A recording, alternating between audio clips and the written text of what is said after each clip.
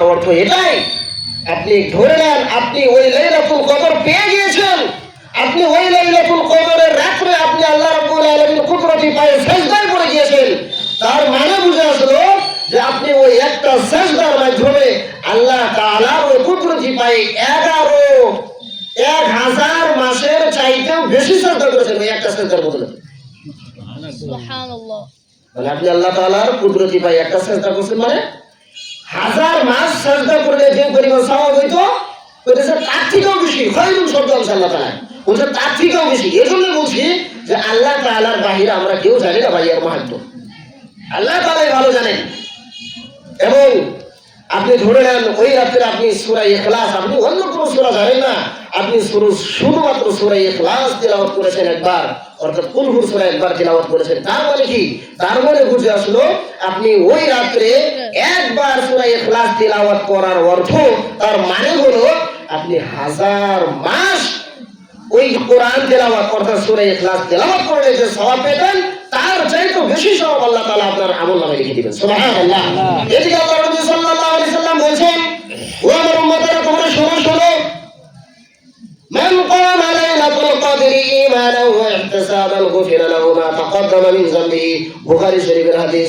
আল্লাহর নবী বলেন, যে ব্যক্তি লাইলাতুল কদরে কিয়াম করলো, দাঁড়িয়ে নামাজ পড়লো, ঈমানান ওয়া ইহতিসাবান গুফিরা লাহু মা তাকদ্দামা মিন যামবিহি। ও আমার উম্মতেরা গো, তোমাদের কপালে যাদের লাইলাতুল কদর জুটে গেছে, যারা তোমরা লাইলাতুল কদর ইবাদত করতে পেরেছো, তোমরা শুনে নাও, তোমাদের আর টেনশন নাই, তোমরা টেনশন মুক্ত। তোমাদের পিছনের যত গুনাহ ছিল সকল গুনাহ আল্লাহ মাফ করে দিয়েছেন। সুবহানাল্লাহ। এদিকে আল্লাহ বলছেন কি, আপনি ওই রাত্রে ইবাদত করছেন মানে 1000 মাসের চাইতেও বেশি ইবাদত করছেন। সুবহানাল্লাহ। কথা বলে খেয়াল করে, এদিকে আপনি ইবাদত করছেন মানে ওই রাত্রে 1000 মাসের চাইতেও বেশি ইবাদত করছেন। তার মানে 1000 মাস ইবাদত করলে যে সওয়াব হতো ওই সওয়াব আপনার আমলনামায় হাসানা মিজা। এবং এদিকে আল্লাহর নবী সাল্লাল্লাহু আলাইহি সাল্লাম বলেন যে তুমি ওই রাত্রে ইবাদত করেছো মানে তোমার বাম কাঁধের ফেরেশতা যে গুনাহ লিখতেছে, এই গুনাহের রেজিস্টার পরিপূর্ণ সাফ। বুঝাছেন? আল্লাহ বলছেন এদিকে তোমার 1000 মাসের ইবাদত বরঞ্চ তার চেয়ে বেশি ইবাদতের সওয়াব তোমার এই ডান কাঁধের আমলনামায়, এবং তোমার বাম কাঁধের আমলনামার আল্লাহর নবী সাল্লাল্লাহু আলাইহি সাল্লাম বলছেন তোমার গুনাহ মাফ। তাহলে কি বুঝে আসলো ভাই? তাহলে কি বুঝে আসলো? এদিকে আপনার গুনাহ নাই, এদিকে আপনি 1000 মাসের চাইতেও বেশি আমল নিয়ে আল্লাহ তাআলার দরবারে দাঁড়িয়ে গেছেন। তার মানে আপনি জান্নাতি। তার মানে আপনি কি জান্নাতি। কিন্তু বড় আফসোস, এই রমজান পেয়ে যারা রোজা রাখলো না, যারা নিয়মিত ভাবে কিয়ামুল লাইল তারাবি আদায় করলো না, আল্লাহ তাআলার ইবাদত বন্দেগী করলো না, তার মতো কপাল পোড়া এই দুনিয়ার বুকে আর কেউ হতে পারে। ঠিক কিনা? আপনাদের এখানে মনে হয়তো না এরকম বেরোজাদার, কিন্তু আমি যে সমাজে থাকি, আমাদের গ্রামের সমাজে এখন বাবা কি কমু, হুজুর কথা তখন সব একটু ই করে থাক, হুজুর কথা বিল দেয় রোজার বসে পুরা পানি ঠোঁট লাল করে পড়ে। বড় আফসোসের বিষয় ভাই, আল্লাহ তাআলা এত অফার দেওয়ার পরেও, আল্লাহ তাআলা এত কিছু বলার পরেও যদি মুসলমান না বুঝে, কি বলবো ভাই? আল্লাহ তাআলা আর কিভাবে বললে মুসলমান বুঝবে আমার বুঝে আসে না। কিভাবে আল্লাহ তাআলা বললে মুসলমান বুঝবে আমার বুঝে আসে না। জিও সিমের যখন অফার দিয়েছিল যে জিও সিম যেটি বানাইবো 6 মাস পর্যন্ত ফ্রি বা 1 বছর পর্যন্ত ফ্রি, বাপরে মানুষ কেমন দরকার জিও সিম বানানোর জন্য। হাসান আনসার 1 বছর আর 6 মাসের জন্য অফার দিয়েছেন, আর আল্লাহ তাআলা বলছেন বান্দা তোমার জন্য আমি জান্নাত বানিয়েছি আবাদান আবাদের জন্য। দুনিয়ার জিন্দেগি তখন ক্ষণস্থায়ী জিন্দেগি, কয়েকটা দিনের জিন্দেগি, আজকে আছি কালকে নাই, কি গ্যারান্টি আছে? কিন্তু আল্লাহ তাআলা বলছেন বান্দারে আমি তোকে জান্নাতি বানানোর জন্য তোকে রমজান দিয়েছিলাম, আমি তোকে জান্নাতি বানানোর জন্য জান্নাত দেওয়ার জন্য রমজান দিয়েছিলাম। আর যেটার জিন্দেগি হলো আবাদের জিন্দেগি, এটা আমি তোকে জিও ধর্মের অফারের চাইতে বেশি অফার দিয়েছিলাম। কিন্তু মুসলমান তুই বুঝছ নাই, তুই কোন দিন বুঝবি? যেদিন তোর মৃত্যু এসে যাবে, যেদিন তোর মালাইকা হযরত আজরাইল আলাইহিস সালাতু ওয়াস সালাম তোর সামনে ভয়ঙ্কর রূপে এসে যাবে, ওই দিন তুই বুঝবি মুসলমান। আল্লাহ তাআলা বলেন, ইয়া আইয়ুহাল ইনসানু মা গাররাকা বিরাব্বিকাল কারীম। হে মানুষ, দুনিয়ার কোন মায়া মহব্বতে তোমাকে আমি রব্বে কারীম থেকে দূরে সরিয়ে রেখেছে। কি বলছেন? দুনিয়ার কোন মায়ায় কোন মহব্বতে তোমাকে আমি রব্বে কারীম থেকে, কি বলছি, রব্বে কারীম থেকে তোমাকে দূরে সরিয়ে রেখেছে। কারীম, কারীম শব্দের অর্থ কি জানেন? বুঝেন? একটু বোঝানোর চেষ্টা করি, আল্লাহ রাব্বুল আলামিন বলছেন যে তোমাকে দুনিয়ার কোন মায়ায় কোন মহব্বতে আমি রব্বে কারীম থেকে তোমাকে দূরে সরিয়ে দিয়েছে, ভুলিয়ে দিয়েছে, ধোকায় ফেলে রেখেছে। কারীম শব্দের অর্থ হচ্ছে, উদাহরণ দিলে ভালো করে বুঝবেন হয়তো। ধরেন আপনি বাবা, আপনি সন্তানের বাবা এবং সন্তানের মা। আমি তো মা নই, মা যে মা তিনি এই কষ্টটা ভালো বুঝবেন আর তিনি ভালোভাবে বোঝাতে পারবেন। তবে এতটুকু বলতে পারি, দুনিয়ার বুকে যদি বাবা মা বেঁচে থাকা অবস্থায় কোনো সন্তান মারা যায়, দুনিয়ার বুকে বাবা মা বেঁচে থাকা অবস্থায় যদি কোনো সন্তান মারা যায়, তাহলে বাবা হয়তো ওই সন্তানের লাশ কাঁধে করে কবরস্থানে গিয়ে নিজের ছেলের কবরে নেমে নিজের হাতে ছেলেটাকে দাফন করে ওখানে রেখে সুস্থ শরীরে সজ্ঞানে ওখান থেকে উঠে আসতে পারে, এতটুকু আমার বিশ্বাস হয়। কিন্তু আমার কলিজার টুকরা যুবক ভাইরা, তোমরা ভেবো না তোমার বাবা তোমাকে মহব্বত করে না। দুনিয়ার বুকে যদি কেউ মহব্বত করে বিনা স্বার্থে, তিনি হচ্ছেন তোমার বাবা আর তোমার মা। ঠিক কিনা কথা বলে? এটা ভেবো না যে তোমার বাবা তোমাকে দাফন করে আসলো মানে তোমার বাবা তোমাকে মহব্বত করে, এরকম কোনো কথা না। মহাতারাম দোস্ত বুজুর্গ, কিন্তু খোদার কসম করে বলছি, যদি তাই না হতো তাহলে ইসলামে মহিলাদেরকে কবরস্থানে মাটি দেওয়ার জন্য যাওয়ার অনুমতি দিত। দেয় নাই কিসের জন্য? এই জন্যই দেয় নাই, কারণ একজন মা কখনো নিজের ছেলের লাশটা কাঁধে নিয়ে কবরস্থানে যেতে পারে না, সহ্য করতে পারবে না, বাগাতেই পারবে না। কথা বলে ঠিক কিনা? শুধু তাই না, ওই মা যখন কবরে নামবে, নেমে ছেলের লাশটা যখন নিজের হাতে ধরে ওকে কবরে রাখবে, খোদার কসম করে বলছি, কোন মা পৃথিবীর বুকে যত নিশ্চয়ই হোক না কেন, কোন মা সন্তানের লাশ ওই রকম ভাবে রেখে নিজে সুস্থ জ্ঞানে সুস্থ শরীরে উঠে আসতে পারে, আমার বিশ্বাস হয় না। আপনার বিশ্বাস হয়?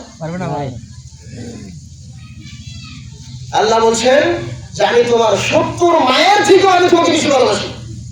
সুবহানাল্লাহ বলেন। এখানে একটা মা শুধুমাত্র ভাড়াটির মতো 10 মাস 10 দিন পেটে রাখার কারণে মা নিজের ছেলের বিদায়কে সহ্য করতে পারে না, নিজের মা ওই কবর থেকে উঠে আসতে পারে না। এদিকে আল্লাহ বলছেন, হে বান্দারে, আমি তোকে তো তোমার মায়ের থেকে 70 গুণে বেশি ভালোবাসি। আমি সেই কারীম রব, আর তোমাকে সেই কারীম রব থেকে তোমাকে কোন মায়ায় কোন ধোঁকায় তোমাকে আমি রব্বুল আলামিন থেকে তোমাকে দূরে সরিয়ে রাখলো। ও বান্দা, তুমি কি চিন্তা করো না, কাইফা তাকফুরুনা বিল্লাহি ওয়া কুনতুম আমওয়াতান ফাআহইয়াকুম সুম্মা ইউমীতুকুম সুম্মা ইউহয়ীকুম সুম্মা ইলাইহি তুরজাউন। বান্দা, তুমি আমি এই রব্বে কারীম কে তুমি কিভাবে অস্বীকার করতে পারো? তুমি কিভাবে আমি এই রব্বে কারীমের নাফরমানি করতে পারো? বান্দা, তোমার কি জানা ছিল না? তোমার কি জানা নাই? কুনতুম আমওয়াতান, তুমি তো ছিলে মৃত। হাল আতা আলা ইনসানি হিনুন মিনাদ দাহরি লাম ইয়াকুন শাইআন মাযকুরা। মানুষের জীবন, আল্লাহ তাআলা বলেছেন কোরআনের ভিতরে, মানুষের জীবনে কি এমন একটি সময় এসেছিল না যখন সে উল্লেখযোগ্য বস্তু হিসেবে কোনো পরিগণিত ছিল না, তার কোনো নাম ছিল না, বাসনা ছিল না, গন্ধ ছিল না। আমি তোমার অস্তিত্ব দিয়েছিলাম না। দুনিয়ার সমস্ত বস্তুকে সাজাইছে আল্লাহ রাব্বুল আলামিন মাত্র 6 দিন। মাত্র 6 দিনে। কিন্তু আপনাকে আমাকে বানাইতে গিয়ে আল্লাহ রাব্বুল আলামিন কত মায়া কইরা, কত মহব্বত কইরা আল্লাহ রাব্বুল আলামিন নিজের হাতে বানাইছেন। 10 মাস 10 দিন সময় লাগে। হাজারে মিছা না, আপনি 2 দিনে হয়েছেন মায়ের পেটে থেকে। মায়ের পেটে আল্লাহ রাব্বুল আলামিন বলছেন, আমি তোকে মায়া কইরা মহব্বত কইরা দুনিয়ার ভিতরে সব মখলুকের চেয়ে তোকে আমি উত্তম বানাইয়া তোকে দুনিয়ার বুকে আমি বানাইছি। বান্দা, 10 মাস 10 দিন সময় লইয়া তোকে আমি বানাইছি। এত মহব্বত করার পরেও বান্দা তুই আমারে কেমনে বুঝলি? এই কথা পুরো নাবিল্লাহ, তুই কেমন করে আমি রব্বুল আলামিনের নাশকরি করতে পারিস, আমি রব্বুল আলামিনের নাফরমানি করতে পারিস? বান্দা, তখন তুমি আমওয়াতান, তুই তো ছিলি মৃত, ফাআহইয়াকুম, আমি তোকে জিন্দা করেছি। বান্দা, আমার ভুলো না যে তুমি জিন্দাই থাকবে সারা জীবন। আল্লাহ বলছেন, সুম্মা ইউমীতুকুম, আবার তোমাকে আমি মৃত্যু দিব, আবার তোমাকে আমি মৃত্যু দিব, আবার তোমাকে আমি মৃত্যু দিব, সুম্মা ইউহয়ীকুম, আবার তোমাকে আমি জিন্দা করব, সুম্মা ইলাইহি তুরজাউন। ওই দিন কিন্তু আবার আমার কাছে ফিরে তোমাকে আসতেই হবে, আসতেই হবে, আসতেই হবে। ওই দিন কি বলবো মুসলমান? আল্লাহ বলে, ইয়াওমা ইয়াকুমুন নাসু লিরাব্বিল আলামিন, সকল মানুষ রব্বুল আলামিনের সামনে যখন দাঁড়িয়ে যাবেন, ওই দিন আল্লাহর কাছে কি জবাব দিবেন? কি নিয়ে যাবেন দুনিয়া থেকে? মৌতের কোনো গ্যারান্টি আছে ভাই? কি নিয়ে আসবেন? ওই দিন আল্লাহ তাআলার কাছে কিভাবে বলবেন যে আল্লাহ আমি তোমার বান্দা? ওই দিন নবী করিম সাল্লাল্লাহু আলাইহি ওয়াসাল্লাম যেদিন হাউজের কাউসারের পানি পান করাবেন ইসলামের উম্মতকে, ওই দিন আপনি কিভাবে চাইবেন হে আল্লাহর রাসূল, আমি আপনার উম্মত, আপনি আমাকে একটু হাউজের কাউসারের পানি দেন? মহতরম দোস্ত বুজুর্গ, আসলে ঈদ তো ওই ব্যক্তির জন্য যিনি রমজান পায়া রমজানকে সঠিকভাবে কাজে লাগাইলো এবং নিজের রোজাকে কবুল করাইতে পারলো আল্লাহ তাআলার কাছে এবং নিজের গুনাহের মাফি করাইতে পারলো। আসল ঈদের খুশি তো তার জন্য, ঠিক কি না? আমাদের হাদিসে বলছেন যে একজন সাহাবী উনি ছোট বড় সাহাবী নয়, তিনি হচ্ছেন ইসলাম বিশ্বের দ্বিতীয় খলিফা হযরত উমর ফারুক। ঠিক আছে, হযরত উমর ফারুক রাদিয়াল্লাহু তাআলা আনহু এই আজকের ঈদের দিনে সকালে সকল সাহাবায়ে কেরামরা ঈদের ময়দানে উপস্থিত, কিন্তু হযরত উমর ফারুক রাদিয়াল্লাহু তাআলা আনহু ঘরে লক করে ঘরের দরজা বন্ধ করে ছোট বাচ্চার মতো হাউমাউ করে কাঁদতেছেন। ছোট বাচ্চার মতো হাউমাউ করে কাঁদতেছেন। ছোট বলার বাইরে দিকে বলে কাঁদতে গো, বুঝতেছেন কথা? বুঝতেছেন? হ্যাঁ বুঝতেছি। ওই রকম করে হযরত আমিরুল মুমিনিন খলিফাতুল মুসলিমিন হযরত উমর ফারুক, যিনি দুনিয়ার বুকে জান্নাতের সার্টিফিকেট পেয়েছিলেন, তিনি হাওমাও করে চিৎকার করে কান্না করতেছেন। এদিকে হযরত আবু হুরায়রা খেয়াল করছেন ময়দান ভরে গিয়েছে, ঈদের ময়দান ভরে গিয়েছে, কিন্তু হযরত আমিরুল মুমিনিন খলিফাতুল মুসলিমিন হযরত উমর ফারুক নাই। চিন্তায় পড়ে গেলেন, কেন আজকে ঈদের দিন, খুশির দিন, হযরত উমর ফারুক নাই। হযরত উমর ফারুক যদি না আসে তাহলে ঈদের নামাজই হবে না, তিনি কি করবেন? হযরত আবু হুরায়রা রাদিয়াল্লাহু তাআলা দৌড়ে চলে আসলেন হযরত উমরের বাড়িতে। এসে দেখে কোন একটা রুমে থেকে হাওমাও করে কান্নার আওয়াজ আসতেছে। হযরত আবু হুরায়রা দরজা নক করলেন, ও খলিফাতুল মুসলিমিন আমিরুল মুমিনিন হযরত উমর ফারুক, আজকে আপনি কেন কাঁদেন? এভাবে কেন কাঁদেন? আজকে তো কোনো কাঁদার দিন না, আজকে তো ঈদের দিন, আজকে তো খুশির দিন, মুসলমানদের ঈদ, আপনি কেন কাঁদেন? তখন হযরত উমর ফারুক রাদিয়াল্লাহু তাআলা কত সুন্দর উত্তর দিলেন দেখেন। তখন হযরত উমর ফারুক বলছেন, ও আল্লাহর রাসূলের সাহাবী আবু হুরায়রা, আজকে ঈদের খুশি তো ওদের জন্য যারা রমজান পেয়েছিল এবং রমজানের রোজাগুলো যথাযথভাবে আদায় করেছে, কিয়ামুল লাইল করেছে এবং আল্লাহ রাব্বুল আলামিনের দরবারে রোজাগুলো কবুল করাইতে পারছে এবং নিজের গুনাহের মাফি করাইতে পারছে। কিন্তু বড় আফসোস, আমি হযরত উমর জানি না যে আমার রোজা আল্লাহ রাব্বুল আলামিন কবুল করেছে কিনা। আমি জানি না আল্লাহ রাব্বুল আলামিন মাফ করেছে কিনা, কারণ আমাকে যদি আল্লাহ রাব্বুল আলামিন আজকের এই খুশির দিনেও যদি মাফ না করে থাকে, তাহলে তো আমি আল্লাহর নবী সাল্লাল্লাহু আলাইহি ওয়াসাল্লামের ওই হাদিসের বিস্তার হয়ে যাব, যে হাদিসে আল্লাহ নবী সাল্লাল্লাহু আলাইহি ওয়াসাল্লাম বলেছিলেন, যে ব্যক্তি রমজান পেলে এবং নিজের রোজা রেখে নিজের গুনাহকে মাফ করতে পারলো না, তার উপর আল্লাহ তাআলার লানত, ফেরেশতার লানত, আমি মুহাম্মদের লানত, নাউজুবিল্লাহ। আল্লাহ নবী সাল্লাল্লাহু আলাইহি ওয়াসাল্লাম বলেছিলেন, যে ব্যক্তি রমজান পেল এবং রোজা রেখে আল্লাহ তাআলার কাছে রোজার যথাযথভাবে হক আদায় করে আল্লাহ তাআলার কাছে মাফ দিতে পারলো না, নিজের গুনাহের মাফি চাইতে পারলো না, তার উপর আল্লাহ তাআলার লানত। আমি সেই ভয়ে আমি হযরত উমর কাঁদতেছি, কারণ হয়তো পারি আজকে যদি আল্লাহ তাআলা আমাকে মাফ না করেন, তাহলে হয়তো আমি ওই হাদিসের মিসদাক করে যাব এবং আল্লাহ তাআলার লানত আমার উপর হবে। এজন্য আমি হযরত উমর কাঁদতেছি। কিন্তু আজকে মুসলমান ভাবে যে শুধুমাত্র ঈদের 10-15 দিন আগে থেকে কেনাকাটার নাম হচ্ছে এদিকে গ্রাম মার্কেট, গ্রাম বাজার, বলিরাম মার্কেট, মুকালমর বাজার, আরো কি বাজার, মেশো, ফ্লিপকার্ট, অ্যামাজন, এগুলা থেকে শপিং করার নামই হচ্ছে ঈদ। না, পূর্বসূরি উলামায়ে কেরাম বলছেন, লাইসাল ঈদু লিমান লাবিসাল জাদিদ। যেটা মোটা কথাকালি করি, সময় বুঝতে আমি জানি। লাইসাল ঈদু লিমান লাবিসাল জাদিদ, পূর্বসূরি উলামায়ে কেরাম বলছেন যে ঈদ ওই ব্যক্তির জন্য নয় যে নতুন জামা কাপড় পরলো, ঈদ বলবো না। ইন্নামাল ঈদু লিমান আমিনা মিনাল ঈদ, ঈদ তো প্রকৃতপক্ষে ওই ব্যক্তির জন্য যে নিজেকে আল্লাহ তাআলার ধমকি থেকে, জাহান্নামের আগুন থেকে নিজেকে বাঁচাইতে পারছে, আসল ঈদ তো ওই ব্যক্তির জন্য।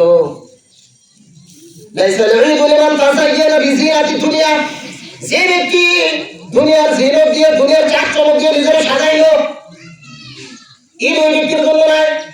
ইন্নামাল ঈদু বিযাতিত তাকওয়া, ঈদ তো প্রকৃতপক্ষে ওই ব্যক্তির জন্য যিনি রমজান মাস পাইয়া রমজানের রোজাগুলো যথাযথ রেখা নিজের তাকওয়া অর্জন করতে পেরেছে, আসলে তো ওই ব্যক্তির জন্য। লাইসাল ঈদু লিমান রাকিবাল বাতায়া, ঈদ ওই ব্যক্তির জন্য নয় যে ব্যক্তি যানবাহনে চড়ে ঘোরাফেরা করলো, ঈদ ওই ব্যক্তির জন্য নয়। বিশেষ করে আমাদের যুবক ভাইদের তোমাদের জন্য আমি হাতে পায়ে ধরে আমি অনুরোধ জানাই, এই ঈদের ময়দানে এই ঈদের সিজনে হাইরে আমাদের কত মুসলমান যে অ্যাক্সিডেন্ট হয় ভাই, ভিডিওগুলো দেখলে নিউজগুলো দেখলে মানুষ হয় না। তুমি ফুর্তি করো, তুমি ভাবো যে কিন্তু বাইক চালানোর নাম এক জায়গা থেকে আরেক জায়গায় নাম, এমন আমাদের কি জানি পার্ক আছে তো যমুনা গঙ্গা নাকি, এই পার্কে যে আছে ইডিশ পিডিশ করো, তোমার এটা নাকি তোমার কোন শরীরে তোমার এটা অনুমতি দিচ্ছে? তুমি বাইক তো সারা শুনে দিয়ে তাহলে আমার গাড়ি নাই বম বম বম বম করে সারো, তোমার সারতে সারো। তুমি চিন্তা করো না বান্দা, আল্লাহ তাআলা এত মায়া করে তোমারে বানাইছে, তোমার জানের একটা দাম নাই, তোমার কাছে দাম না থাকতে পারে, তোমার বাবার কাছে তোমার মার কাছে তুমি জিজ্ঞাসা করো তোমার প্রাণের কত দাম। তুমি বাইক চালাও, তুমি ভাবো যে আমি অ্যাক্সিডেন্ট হবো না, তুমি এটা ভাবো হঠাৎ করে যদি অ্যাক্সিডেন্ট হয়ে যাও কান্দি মুখে তোমার মা মরবা হাসান আমিসা, তুমি এটা নামি ঈদগুলা মনে করো নাকি? পূর্বসূরি ওলামায়ে কেরাম বলেন ইন্নামাল ঈদু লিমান তারাকাল খাতায়া, যানবাহনে চড়ার নাম ঈদ না ভাই।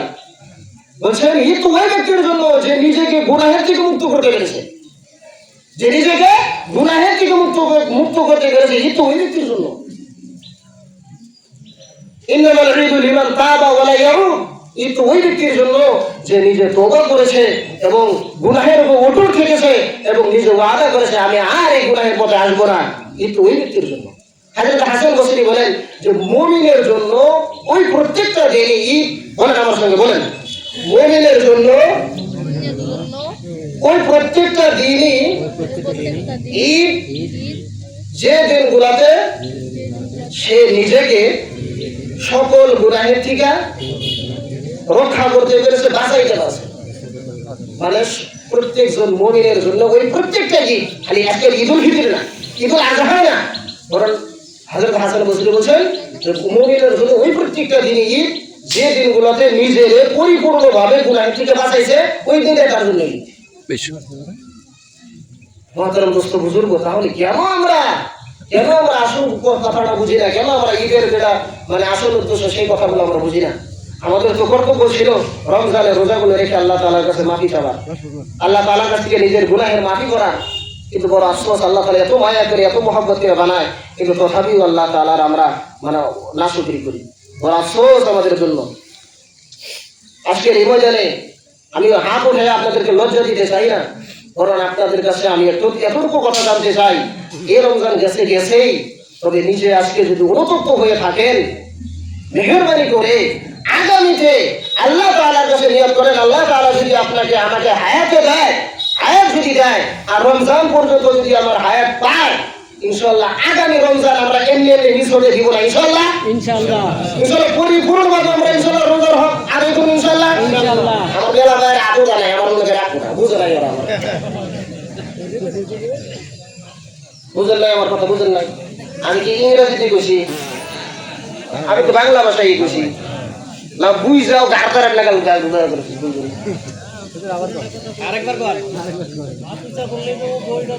কোরআন এবং হাদিসের আলোকে যা কিছু শুনলেন, যা কিছু বুঝলেন, আল্লাহ তাআলা কি আপনাকে আমাকে এমনি বানাইছে ভাই, নাকি একটা উদ্দেশ্য আছে? আমাদের আসল ঠিকানা কই বলেন, বলি কি কবর? আমাদের আসল ঠিকানা জান্নাত। হযরত আদম আলাইহিস সালামের বানায় কোন জায়গায় রাখল গো? কোন জায়গায় রাখল? জান্নাতে। তাহলে বুঝাইলো আমরা আদমের সন্তান, হাসান আমিসা, আমরা বনি আদম, হাসান আমিসা বনি আদম, মানে আদমের সন্তান আমরা। আদমের ঠিকানা যদি জান্নাতে, আমি ঠিকানা কই? জান্নাত। তাহলে বুঝে আসলো আমাদের আসল ঠিকানা হচ্ছে জান্নাত।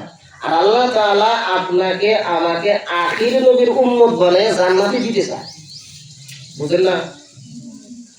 অন্যান্য নবীগণ আখির নবীর উম্মত হওয়ার জন্য দরখাস্ত জানাইছে, কিন্তু আলহামদুলিল্লাহ আমরা বিনা দরখাস্তে আখির নবীর উম্মত হতে পেরেছি, এজন্য আমরা সৌভাগ্যবান নয়, বলি আলহামদুলিল্লাহ। এখনো মুসলমান, এরকম মুসলমান আছে আমার যে কপাল পোড়া, বান্দা তুমি জান হয়ে গেলে আল্লাহ তাআলা যে তোমার কত দামি বানাইছে, আখিরে নবীর উম্মত বানাইয়া তুমি বলো তুমি কপাল ভরা। তোমার মতো সৌভাগ্য কোনো মানুষই নাই, কিন্তু তুমি হতে পারো নাই। তুমি আসলে নবীর উম্মত হতে পারো না, যার জন্য তুমি কপাল ভরা। তুমি যদি বুঝতাম নবীর উম্মতের কত দাম, তাহলে তুমি নিজেকে কপাল ভরা বলতা না। কারণ যে নবী দুনিয়ায় বাঁচা থাকা অবস্থায় উম্মতের জন্য কান্না করছে না গো, উম্মতের জন্য মার খেয়েছে না গো, এখনো মদিনায় শুয়ে শুয়ে আমার নবী আপনার নবী ইয়া উম্মতি বলে কান্না করছেন। হায় হায়। এবং হাসরের ময়দানে আল্লাহ রাব্বুল আলামিন যেদিন তিনার আল্লাহ রাব্বুল আলামিনের আসলের পাশে ডান পাশে মাকামে মাহমুদ দান করবেন, আপনার নবী আমার নবী আপনার মায়ায় আমার মায়ায় উম্মতের মায়ায় ওই মাকামে মাহমুদে বসবেন না। ওই দিন আল্লাহ রাব্বুল আলামিনের কুদরতি পায়ে সিজদায় পড়ে ইয়া হাবলি উম্মতি বলে কান্না করবেন। ওই নবী কি ছিল না ভাই? ওই নবীর উসিলা করে রমজান পাইছিলা, ওই নবীর উসিলা করে রমজান পাইছিলা, লাইলাতুল কদর পাইছিলা। অন্য কোন নবীর দেয় না রমজান মাস। আল্লাহ ডাক দিব, হে আমার হাবিব আপনি কেন কাঁদেন? আজকে তো আপনার কোনো কাঁদার দিন নয়, আজকে তো আপনার খুশির দিন। আপনাকে মাকামে মাহমুদ দান করেছি, আপনি এখানে আসেন, এখানে এসে বসেন। তখন আপনার নবী আমার নবী বলবে, আল্লাহ যদি আমি মাকামে মাহমুদে বসে যাই, যদি আমি ওই জায়গায় বসে যাই, আমার উম্মতের কি অবস্থা হবে? আমার উম্মতের কি হাল হইব? আমার উম্মত তো জাহান্নামে যাইব। আল্লাহ আমি ততক্ষণ পর্যন্ত তোমার কুদরতি পায়ে থেকে সাজদা উঠাইব না, যতক্ষণ পর্যন্ত হে রব্বুল আলামিন, যতক্ষণ পর্যন্ত তুমি আমাকে এতটুকু না বলবা, হে আমার হাবিব তুমি সাজদা উঠাও, তোমার সকল উম্মতকে আমি জান্নাতি বানিয়ে ঘোষণা করে দিলাম। সুবহানাল্লাহ। ততক্ষণ পর্যন্ত আপনার নবী আমার নবী সাজদা থেকে মাথা উঠাইবেন না, ততক্ষণ পর্যন্ত আল্লাহ তাআলা আপনার আমার জন্য জান্নাতের ঘোষণা না করবেন। ততক্ষণ পর্যন্ত আপনার নবী আমার নবী মায়ের নবী এবার আসরে বসবেন না। সেই নবীকে ভাই আমরা চিনলাম না। আল্লাহ তাআলা তো সেই নবীর উম্মত বানাইছে আমাদেরকে জান্নাতে দেওয়ার জন্য, কিন্তু আমরা বুঝি না। আল্লাহ আমাদেরকে বোঝার তৌফিক দান করুন। এবং বিশেষ করে সামনে রমজান পর্যন্ত সকলের জন্য দোয়া করি, আল্লাহ তাআলা যেন আমাদের হায়াতটুকু রমজান পর্যন্ত পৌঁছায় দেয় এবং রমজানের হক, রমজানের রোজাগুলো যথাযথভাবে রাখার এবং কিয়ামুল লাইল তারাবি পড়ার তৌফিক দান করেন এবং নিজের গুনাহের মাফি নেওয়ার তৌফিক দান করেন। আমরা সকলেই বলি আমিন। সময় অনেক হয়েছে ভাই, আপনারাও যেরকম আমি ওইরকম। আপনারাও সময় নির্ধারিত করছিলেন 9টা, এলা হার করে করছেন 9:30, 10টা বাজে দিচ্ছি, বলো নাই। যাই হোক।